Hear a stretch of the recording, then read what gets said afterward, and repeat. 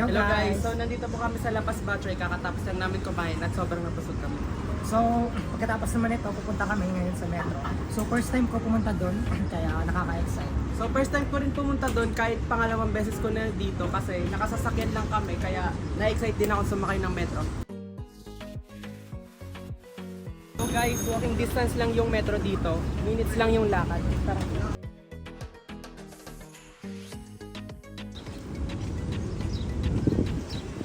Guys, ang init dito sa Dubai. Malapit na tayo sa metro. So guys, ang init dito.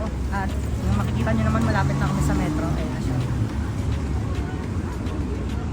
Tapos hindi rin pala pwede dito tumuwid sa sa kung san-san lang. Kailangan tumuwid ka talaga sa pedestrian. Kasi kung napapansin nyo, maliit lang yung pero kailangan pa rin talaga tumawid dyan. Kasi magkakaroon ka ng 5 na 200 dirhams. Meron kasi mga nagbabantay dyan sa and mabilis ka makikita kung tatawid ka kung saan saan. So guys, nandito na tayo ngayon sa Union Metro Station at ang huling step na lang, bibili tayo ng Nol card. o tinatawag ding Metro Card. Tara, let's go.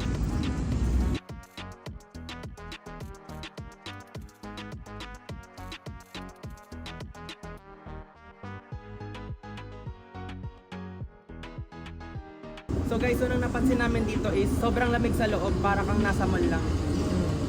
Sa Pilipinas kasi mainit. Tsaka yung unang pasok ko rin, naamoy ko talaga yung matapang na pabango na naman. And ganda lang dito sa station.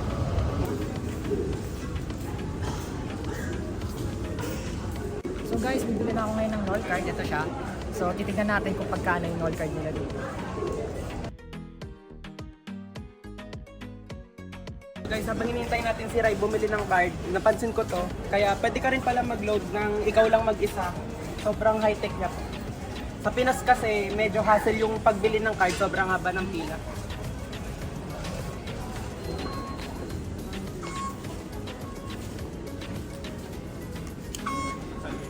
So now guys, this is it. Titignan natin kung paano ito.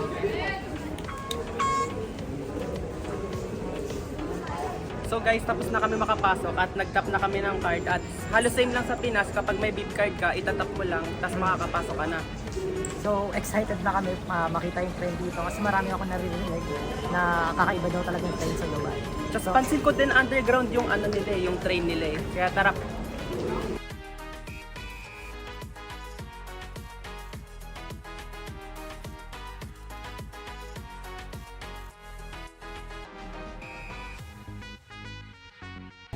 So, kakaalis lang ng train guys. So, ang waiting time pa is 3 minutes.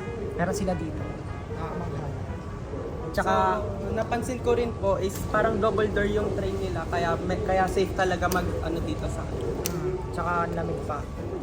Hindi ka talaga mahagard. Kaya papasok ka. At least pasok ka na parang fresh yung itsura mo.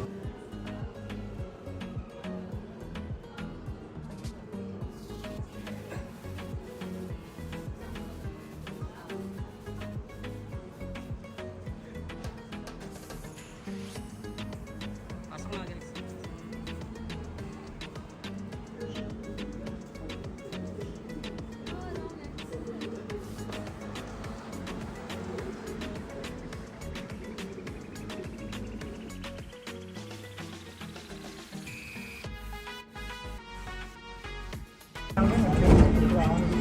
Malinis siya, malinis.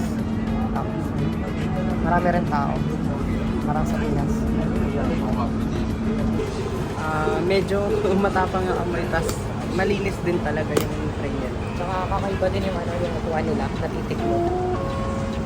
Kaya mas may space kapag wala masyadong nakap.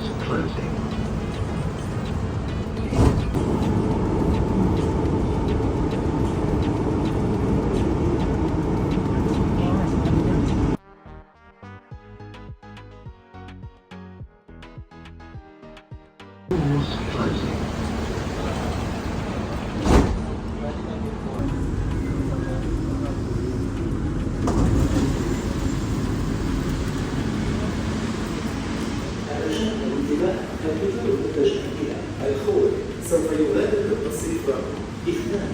Your attention please. The train to Creek will depart. So nandito kami sa station namin ngayon guys. So kanina napansin nyo, pawis na pawis ako. Tapos ngayon, parang fresh ulit ako.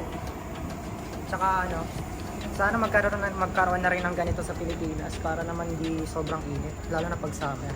Kasi napansin ko lang sa mga estudyante kapag nag-train, sobrang pawis nila, haggard na haggard sila kahit umaga pa lang.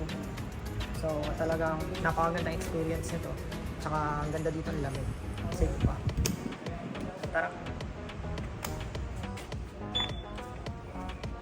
So guys, napansin nyo ano, walang katao-tao talaga dito sa tren. So ito, paakit na kami sa elevator. Doors closing. Al-abwab tughlaq. Tara guys, silipin natin yung CR dito sa may metro.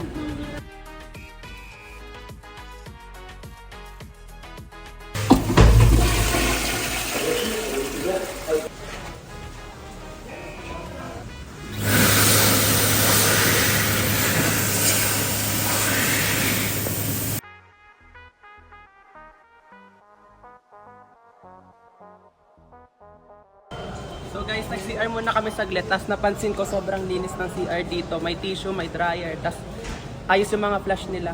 Oh, tsaka yung mga ano kasi, sa Pilipinas kasi, yung tissue doon mabilis maubos. Dito, kahit anong oras may tissue pa din. Kaya okay lang. Actually wala kaming tissue. Kaya ayun, kumuha na lang kami doon kanina sa may tissue, libre lang. Tapos pansin ko rin, kasi sa Pilipinas parang laging basa yung lapag, pero dito sobrang linis talaga. Siguro depende rin talaga sa mga gumagamit yung sa disiplina ng tao dito sa Dubai. Tara, labas na tayo.